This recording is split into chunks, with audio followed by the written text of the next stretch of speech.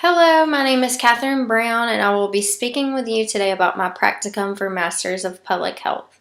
My practicum is Healthy Habits and Educational Intervention to determine the effects on nutrition knowledge in kindergarten, first, and second graders. On the next slide, you will see that my practicum was through the Hall County Schools Nutrition Department. More specifically, I was at Chicopee Woods Elementary School. And the main focus of my practicum was to create and execute an educational intervention focusing on healthy habits for young elementary age students. My daily duties consisted of helping the nutrition workers hand out 750 breakfasts for the children each morning. And I also gathered, handed out, and recorded the YMCA snacks for the after-school program. My weekly duties consisted of either teaching a healthy habits class or meeting with my co-instructor to prepare for the following class. On the next slide, you will see the importance of my practicum and my intervention. More than 1/3 of American children and adolescents are obese or overweight, and this number is rising. And overweight and obese children are more likely to live outside of a metropolitan area.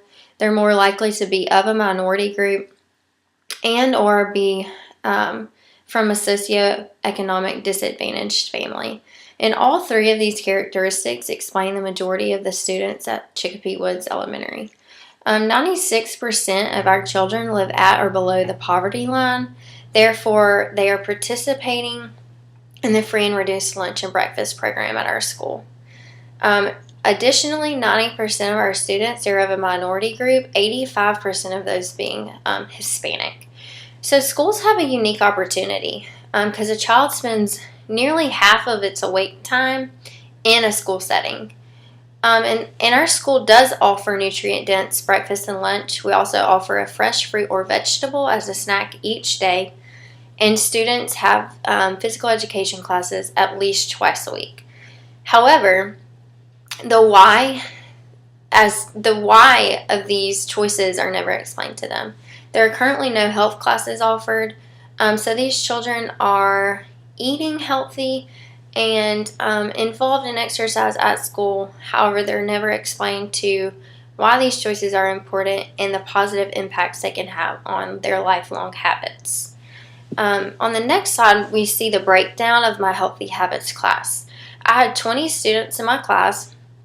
5 of them were in kindergarten, 5 were in first grade, and the remaining 10 were in second grade. 75% of my students were Hispanic. 3 were African American and 2 were Caucasian. So my class was offered every other Wednesday afternoon, and I had 4 topics, being fruits and vegetables, at-home exercises, general hygiene such as teeth brushing and hand washing, and smart snacking. So the knowledge gains were tracked via an identical pre- and post-test. So there was 4 classes or 6 hours of instructional time between the pre- and the post-test. And on the next slide, we will see the collected data. So the pre-test and the post-test were made up of 18 questions, ranging from word recall based upon a picture of a fruit or vegetable. Some were multiple choice, such as pick the better option, milk or soda. And some were short answer, such as name an activity you can do to get exercise. So the average score on the pre-test was a 54%. And the average score on the post-test was a 59%. So in Table 1, we see that out of 18 questions on the pre-test, right under 10 questions were correct on average. And on the post-test, out of 18, right over 10 questions were correct on average. So this gives us a mean difference of right at 1 question correct from pre to post-test. So the null hypothesis in this case is that there is no difference between the means of the population. And since the students made up each sample, the pre and the post test, a dependent samples t-test was required. And after this was run, the test statistic was found to be negative 3.325, and the alpha level of 0.004 was determined to be statistically significant. So on the next slide, we see that the null hypothesis was rejected because it was found to be statistically significant data. So this tells us that it was not because of random chance that an increase was seen from pre to post test, but rather a short-term hands-on learning experience can increase the previous knowledge of kindergarten, first, and second graders. Like with any research or data, there's potential skewness involved, and one main point being that the 20 students in my class chose to be in my class. They had the option of choosing any class they wanted. They could have picked soccer or guitar lessons, but my 20 students chose to be in a healthy habits class. This shows a likely interest in the subject matter, and this could mean that they had more prior knowledge than the average elementary age student, skewing the results potentially. Another important factor to point out is the organization of the overall program. The school contains 750 students, and each had to be sorted into the class of their choice.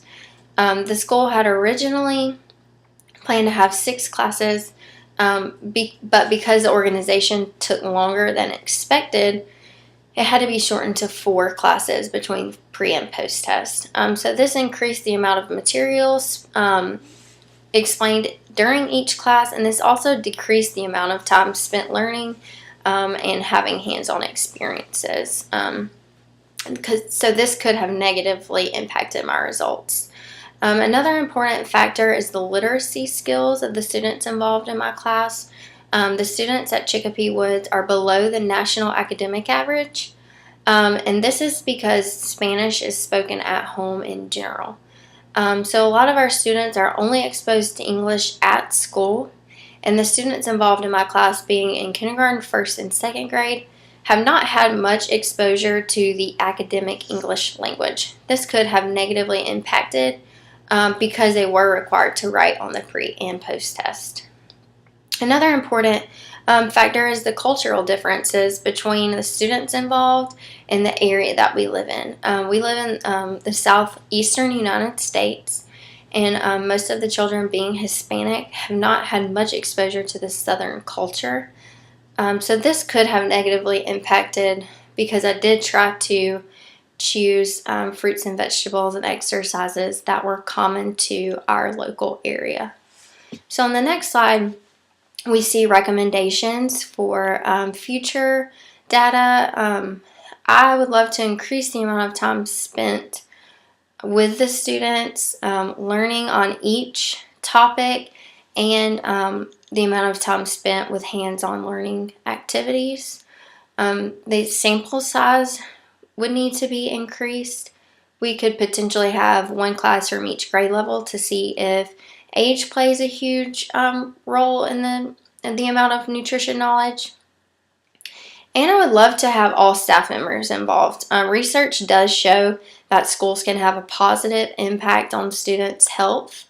And this impact can be even greater if all staff members are involved, are encouraged, and educated on the matter. So I would love to see all staff members involved.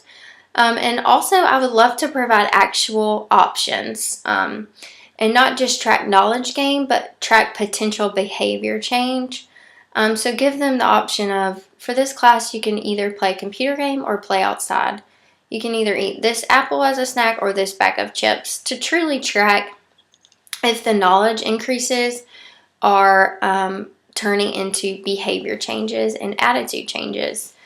So we see that a short-term learning experience can have a positive impact on the knowledge of a elementary age student. However, we do not know the long-term benefits of this, but just the short-term. I really enjoyed my practicum, and I hope you enjoyed hearing about it. Thank you.